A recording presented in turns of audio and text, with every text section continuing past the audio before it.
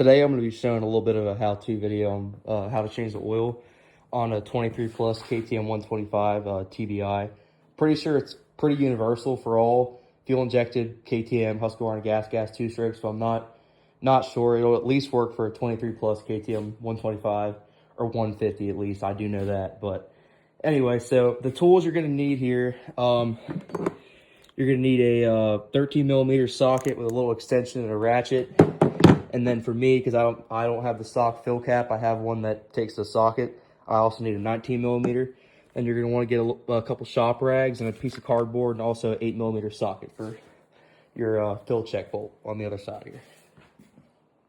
You're also going to want a drain pan of some sort. If you don't have one, you can take like a milk jug and cut it or something like that. And there's lots of stuff you can make work. So before you go ahead and drain your oil, if the bike's cold, which you shouldn't do it hot, what they say you do is you want to start it up just real quick to kind of filter the oil through a little bit. That's all you need right there. And that'll kind of make it easier to drain and everything. So I'm going to get my phone set up now and I'll show you how to drain the oil. All right, so now that the bike has been briefly started, we can go ahead and loosen our drain bolt a little bit here. It's on there pretty tight. And then go ahead and get your oil pan out underneath and then grab that piece of cardboard that I was talking about earlier. And you're going to want to set it, if you can, up under your drain bolt, because if not, it'll leak all down your skid plate. So go ahead and do that if you can so it drains a little easier. That's all you need right there. And now that drain bolt's loose, I'm going to go ahead and take this off camera because it's kind of hard with my phone set up. And I'll get back to you whenever the oil's drained. All right, so the little piece of cardboard did not work very well.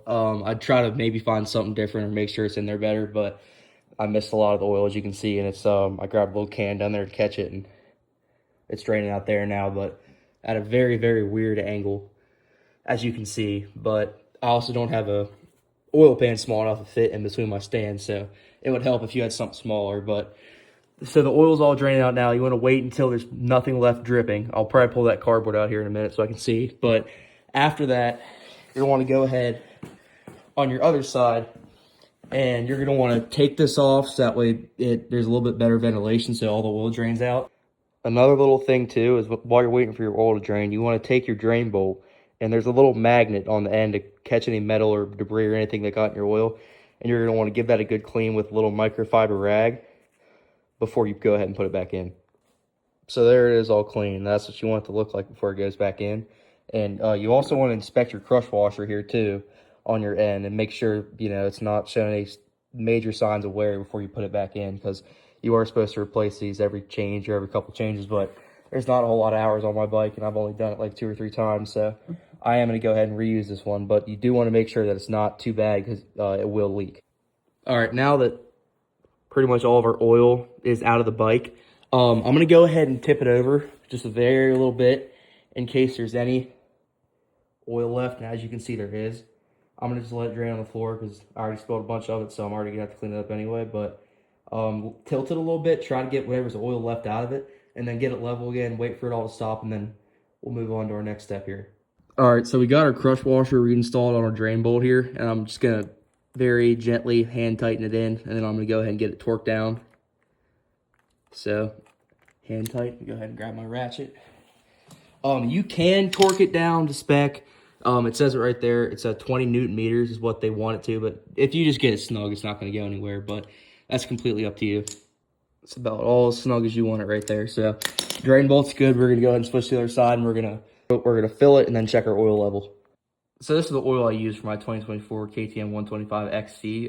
Check to make sure you got the right oil for your bike, because it could be different depending on year or whatever, and you know what 2-stroke you have. But I use 15W50 Motorex full synthetic, so that's what we're going to go ahead and put in this. But before you want to do that, you're going to want to take your oil level check bolt out, and whatever you start dumping oil in, whenever it starts seeping out of there, that's when you know it's good. And you're going to want to go ahead and put that bolt back in, and then put your fill bolt back on, and then you're pretty much ready to ride. So I'm going to go ahead and do that. So there's actually a crush washer on your oil fill check bolt too. So you want to make sure that your crush washer is good. Go ahead and inspect it before you go ahead and put it back in, because it will leak too if your crush washer is bad.